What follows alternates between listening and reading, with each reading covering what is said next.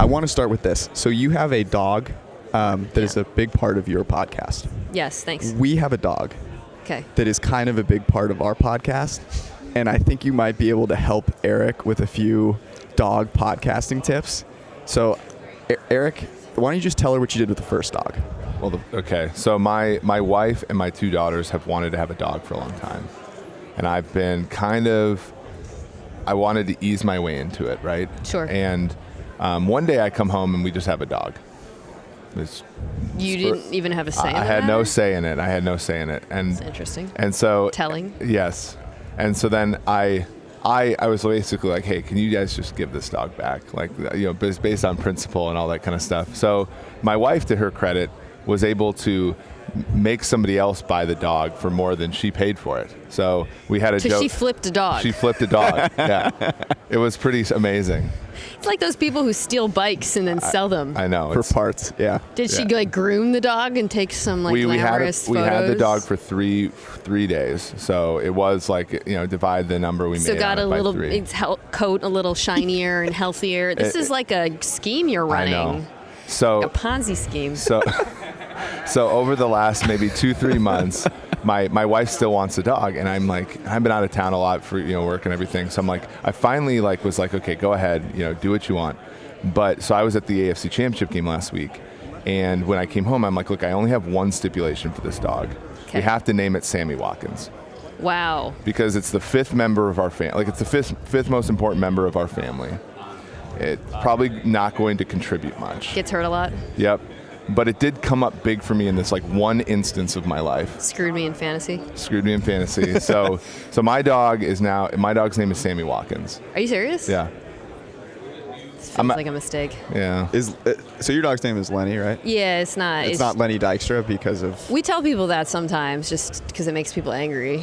Oh, or really? Kravitz also makes people angry. Mm-hmm. There's a lot of Lennys you can choose from, but... But not after any of those. He's just Lenny. Because the Sammy Watkins... Would you ever flip him for now that he's famous? No, he is famous. Yeah. I would be selling high. Yeah. People recognize him on the streets, too. It's crazy. Really? It's Wow. crazy, man. People want his picks because he accurately picked both championship games. Said take the over and... Wow. Yeah. Interesting. So we're going to run this after the Super Bowl. So I'm curious, who did you take? Okay. In the Super Bowl? Yeah.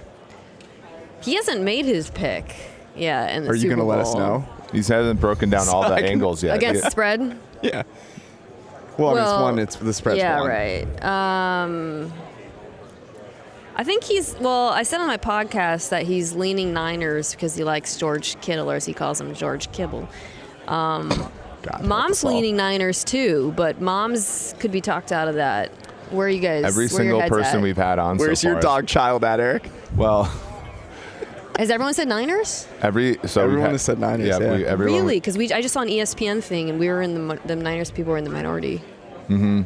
We had we had Kevin Clark. We had Ross Tucker from the Ross Tucker Football Podcast on. I know those guys. and then you all picked the Niners so far. Shoot. Well, that makes me feel good because they're smart. Yeah. So I'm a Niners fan. He's a Chiefs fan. You're a Chiefs fan? And I want the Chiefs to win. I think Andy Reid, you had the great pod about Andy Reid. Thank you. Yeah, check out ESPN Daily every day, 20 minutes, sports story, or the Mina Kimes show featuring Lenny. My heart wants the Chiefs, but when you look at the matchups, it's hard. Well, they're more talented in every position but one. Yeah, which happens to be the most important position. And he happens to be having one of the best postseasons in modern NFL history. And that discrepancy is biggest, right? Like the quarterback discrepancy is bigger than anyone on the field, and it's most important. But the Niners have 10 other ones where they're better. I kind of think both offenses are going to do whatever they want in this game. That's where I'm coming down, which would actually seem to favor the Chiefs. But then, if one defense is more likely to make just one big play or two big plays, Jimmy's more likely to screw up. I think it would beat San Francisco. Even though I think the Chiefs' offense is significantly better than them.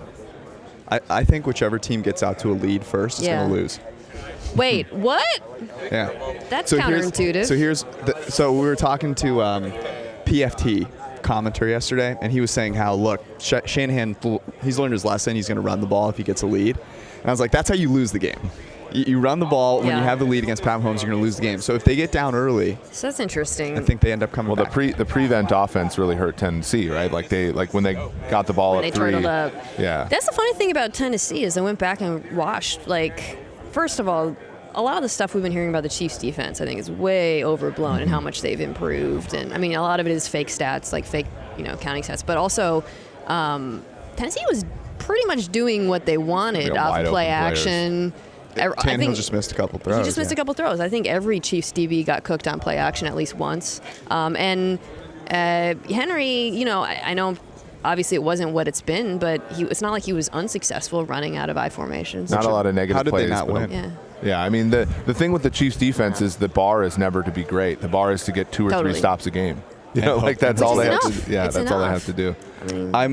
Okay. Well, since we're doing this post Super Bowl, you have picked the God. Niners. I keep forgetting and that. This is going to be great because the Chiefs are going to win. The next time we do a podcast, Eric is going to be still drunk from celebrating. It should be good. I want to ask you about this though. Hit me. All 3 of us are sitting here having some very weird kind of ways into sports, and I'm curious to hear about yours and how you ended up doing a daily sports podcast for ESPN. Wow. Okay. Among many other things, but Yeah. That's the thing that you're right now is really killing it. So I'm Thank you curious. so much. It's very good. Yeah. I listened to the Kobe one and cried a little bit. Oh man, thanks. I was a financial journalist for a while. An investigative reporter at Fortune and Bloomberg. Really? Yeah. Used to do like stories on Wall Street. No way. Yeah, that was my. So I guess that's why I'm faintly numerate. I wouldn't describe myself as extremely numerate. And then ESPN hired me it was after Seattle won the Super Bowl, so 2014. It's kind of how I lived my life before and after. And was a writer at first, wrote a lot of, hey, Sage, a lot of football profiles. I still do them occasionally of like NFL players. Last year, Baker Mayfield, DeAndre Hopkins. Year before, Jalen Ramsey, Aaron Rodgers. And so all guys that have then not done super well. People have commented on that phenomenon. Tyrod Taylor was really, that one was I know, I killed him. It's not over for Tyrod. Yeah. I mean, he's the starter right now, right? Ostensibly. Yeah. Give him another shot. He'd start for multiple teams. Okay. The Bears? Listen, Bills fans who are all constantly still. The thing about Tyrod Taylor is he was good in 2015 and 2016. He's also better than Josh Allen. They're actually similar. Don't send them after me again. I don't want to go through this again. It's beginning to die down in my mentions. They're really fun. They are similar. Let's see. Jalen, that's been rough. Baker. Aaron Rodgers. DeAndre Hopkins had a good season, and I didn't curse him. I did a really sad story on him. Rodgers, I wrote about him. He did get back to the championship. That's true. Oh, come on. That was a very interesting one because it was more about like Rodgers is one of the more enigmatic people in the NFL, right? And you really went in and like sort of gave us a look at his personality and what sort of makes him tick. And I found that quite interesting because I lived in Wisconsin for 6 years, and even people that live there and love the Packers, like they're like, Aaron Rodgers is like this. I'm like, do you even know that? Like he's so guarded and He's really private. And it was sort of a great look in. He's got great music taste. Came to my house. So this one actually I didn't curse the guy, and I know this because it came up recently. My first cover story was on Darrelle Revis, right when he signed the Jets contract. And the reason I was thinking about that is when Richard Sherman, who I will never say anything negative about in a public forum, Smart. and I think that's the safe. I like how, by the way, I don't know if you guys have caught this, like all the Chiefs all week kept getting baited on him, and Tyreek Hill would be like, he's a really great player. Like no one is biting at all. But anyways, when Sherman was like, how are you in your 9th season? I was like, pretty good, because I wrote, it was right before that season. The next season he fell off, but his first season with the Jets, he was fine. Yep. And also Sherman was like, win a Super Bowl, and I was like, actually, you just had won a Super Bowl against our team. But anyways, that was my first. I love Darrelle Revis, by the way. I forgot that he was on that Revis. Pats Super Bowl team. That's a good pull. I forgot that he was. Well, it was a really interesting. I mean, this really speaks to Darrell's, I think, genius financially and how he is. If he wanted to go back to Richard Sherman, that's where I would have. Right. With the money? Hey, bud, Absolutely. look how I handled my. Because he was on that Bucks. He signed that weird contract with the Bucks and then got cut. And then he basically just did a 1-year prove-it deal. He was like, yeah, the Pats are going to make me look good, get to win a Super Bowl. I mean, that's exactly what happened. He played out perfectly. In the piece, I compared it to like an actor, like a big-time Hollywood actor taking like an indie role to like build his credibility and win awards. Then he can go on to be in the Marvel movies. Who's done that? Someone has done that recently. They do it all the time. I mean, Adam Sandler, I guess. Yeah, was That's kind of good. Uncut Gems indie. Kinda. Same vibes, But then, like you do 1 year with this is a great playbook. Do 1 year with a smart team, and then a dumb team will sign you to a really big contract. It's how the NFL works. Darrelle Revis is a genius. Yeah, that's a great point. Cool dude too. He was super nice. He's awesome. I saw him in Vegas one time, and I have a picture with him. He was really gracious. He invited me and my friends out. Are you serious? So who's the quarterback? It had nothing to do with me, me, to be perfectly honest. So who's the quarterback who should sign with a good team for 1 year, blow up of the FAs? Is Jameis that savvy, or is Jameis that good? Because I don't know if Teddy is that savvy. Teddy is that savvy. Teddy. Who would be the good team? Chargers. Teddy on the Chargers. The Chargers are the strangest team in football. Jameis goes to the Chargers. Wow. Rob Ryan just walked by in the flashiest print jacket I've seen. He's looking good. I've seen him a couple times, and I've been a little intimidated. I would be too. Jameis, I guess it's after the Super Bowl, so people are ready for QB carousel talk. Heck yeah. This is true. What's your ideal situation? Like, where do I want everyone to go? Well, I think Brady's going to go back to the Patriots. Ideally, I'd like him to not, because that's the most chaotic scenario. So for me, it's like, who's a team I'd like to be? I want the Chargers to be good. I would love to see Cam on the Chargers, personally. I've been kind of throwing that out there. But Teddy would be fine, too. So we're looking at Winston, Mariota, Rivers. Tannehill's probably going to get the Tannehill, the I'll stay in tag. Tennessee. Breeze. Breeze is going to stay. I don't know. Or retire. Who's Steve Young? Yeah. Apparently, Sean Payton talks up Taysom Hill has been talking up Taysom Hill in every production meeting since the dawn. So he walks in the production meeting and just waxes poetic about Taysom Hill, and he has the production team all ready for like 40 Taysom Hill snaps. Yeah.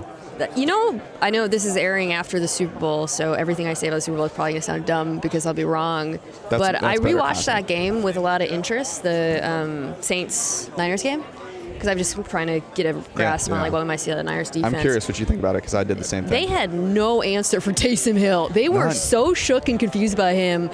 They're not, I don't want to say they're not a smart, like, they're you can deceive them on defense. And again, we'll see how this game plays out. But Andy's a genius, and I'm sure he has no problem coming up with his own concepts. Tyreek Hill. Well, they've the done names are similar. They've done some stuff with Kelsey in the backfield, right? He had a rushing touchdown against New England out of direct snap. I'd be surprised if we don't see like a little Tyreek Hill in the backfield action. We'll see a little juice check pitch. By that same token, by the way, in that game, Shanahan was rolling out some trickery. I wouldn't be surprised if we see some trickery too. I mean, both guys know that their offenses have to score. Yeah. The cool thing about that crazy game, thing in football, the offenses have to score. Look, I just need to win time of possession. If I can do that, then the crazy thing about that game though was that the Niners were down. That's why I rewatched it. I was like, this is a good facsimile for what we might see. Yeah. And I wanted to know how they'd respond. What is that? Yeah. They scored 21 points with 20 rushing yards. Niners fans keep pointing that game because every time everyone says Jimmy Garoppolo has not done a lot, no, the Saints game, and he was awesome in the Saints game. It was also one game. One game. True. Yeah. One more. It's so like we always think the funny thing with the Ravens, we're like, well, we had no data on the Ravens playing from behind. Well, we have one more game of data on the Niners playing from behind. So it's like it's not even that much more, but we sort of have this confidence that we didn't with the Ravens necessarily. But we have a lot of data on the Chiefs playing from behind. Yes. And it's terrifying. Yeah, it's not bad. I want to talk about the Seahawks. Oh Yes. Great. How are you feeling about your team? Well, I would love to see. I think the next few weeks are really interesting because I want to see if they make any changes at all on the coaching side. To me, it's funny. Like, to me, the big takeaway from the divisional round was that the defense got totally owned schematically, and I mean, talent-wise as well. And so to a certain extent, you can't blame Ken Norton Jr. and Pete Carroll. Like, that's just not a talented defense at this point. But they also did not make any adjustments, and they had that lovely tendency of playing base the entire year, and it's beautiful. In 2020, it's a really great thing to do. But again, some of that stemmed from the personnel. You could argue, well, maybe you should have had a nickel corner. I don't know. It might have helped things. But yeah, for me as a Seattle fan, I think just very curious to see if there are changes made below Pete Carroll. What is it like to be like a prominent media member, but also maintain? Because like most people are. Well, most people are. You get to a certain point and you look completely objective, right? But like what I think is kind of fun now is like certain people, like, you have this Seahawks fandom that's relatively like, explicit, and you're allowed to, like, you do a good job of objectively covering the league as well. Like, thank you. How do you balance that? Because it's fun, right? Like, it's fun to be able to root for a team. It's fun to be able to like complain about the team on the internet, right, and all that kind of stuff. But at the same time, like, you don't want to be. Do you have a burner that you use to? Yeah. You don't want to give the impression that like you're unprofessional, right? Twitter so it's sort of really hard. Actually, there's a guy who created a Twitter account for Lenny and tweets as Lenny, and it's honestly deeply concerning. Yeah, I'm worried he's going to tweet something like cancelable. You can get a restraining order for that, you can't cancel a dog though. I don't think like. You can cancel a dog. dog. I think impersonating someone's dog is restraining order. Yeah, I'd agree. So with the Seahawks, I mean, I think, one, I'm probably more critical of them than most people. I mean, I criticize them a lot. I think homerism only becomes a real issue when you start complaining about, like, calls. And that's something I try always to never do. But, like the team itself, if you root for a team, you end up criticizing it, I think, more than anyone. So. Okay, yeah, that's a good answer. There's like two kinds of fans, right? There's the ones that live in like La La Land all year. I live in LA. Not that La La Land. Got it. Okay, yes, you're speaking metaphorically. Yes, the ones that believe their team's always great and like always going to go to the Super Bowl. Right. And then there's the fans that are like, well, actually, I'm going to try and be like moderate. Well, I certainly didn't think my team was great this year, so I thought they had the best quarterback. I mean, but you either set yourself up for failure or like success in that way, which I think is interesting. So do you hate the commentators then about the Seahawks that always talk about the Seahawks running the ball as being the key to success? Or are you like, God, can't believe we're doing this again?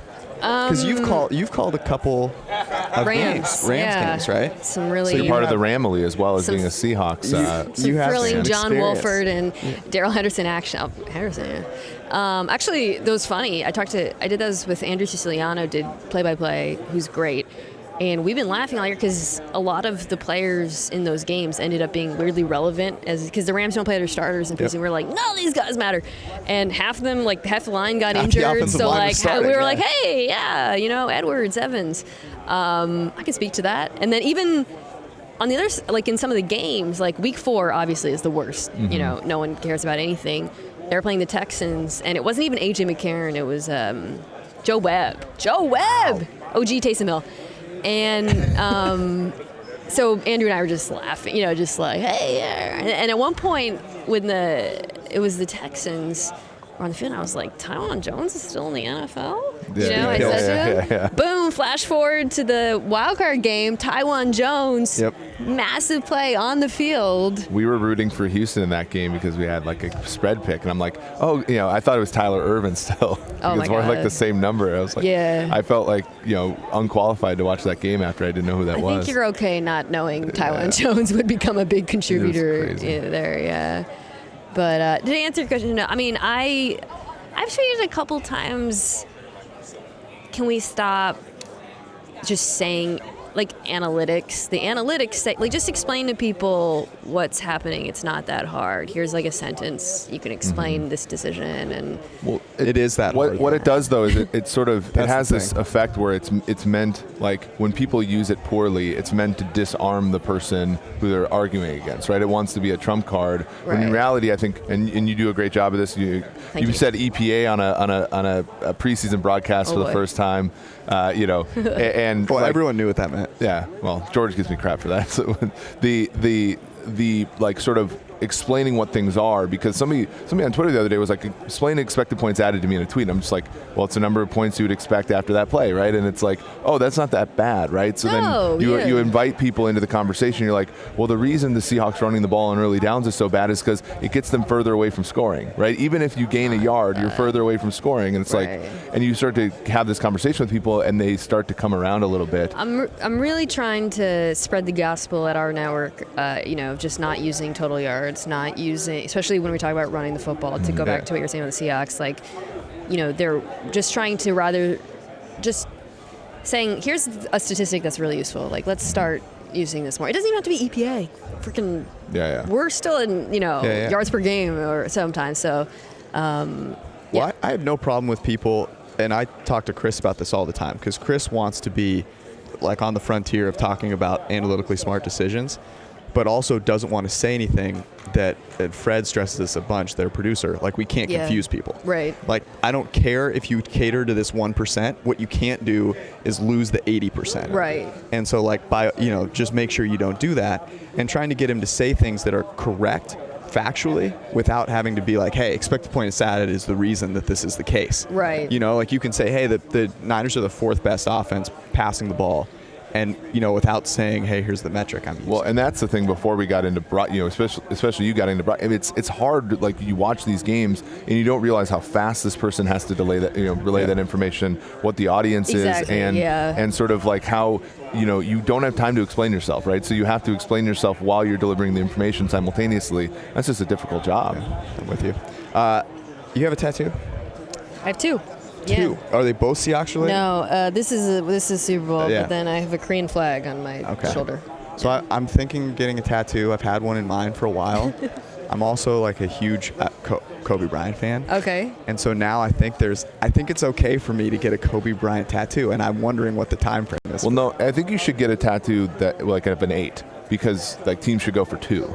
I love that. Right? Yeah, I love that. Multiple meanings. I like that. And you can just pretend it's a lot of other things. Like, if you don't want to admit to someone that you have a Kobe Bryant tattoo, which I'm not judging you, but I'm just saying the one thing nice that's happening about Roman numerals is it doesn't automatically look like I'm a psychotic football fan. You could turn your arm over and it says infinity too. Like, it's just so versatile. Right, yeah, infinity. That's a good point. Deep. Yeah. So like deep. Everything.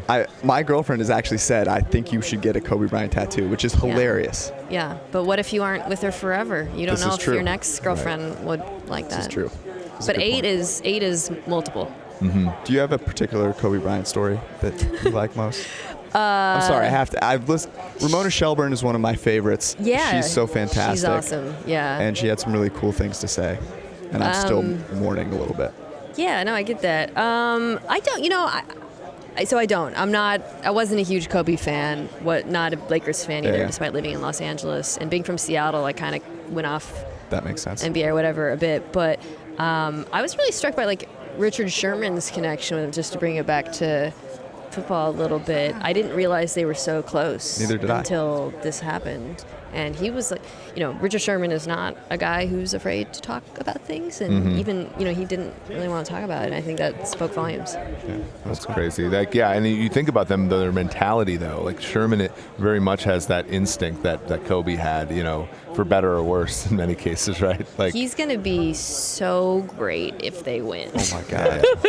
The ultimate wrestling. I'm very...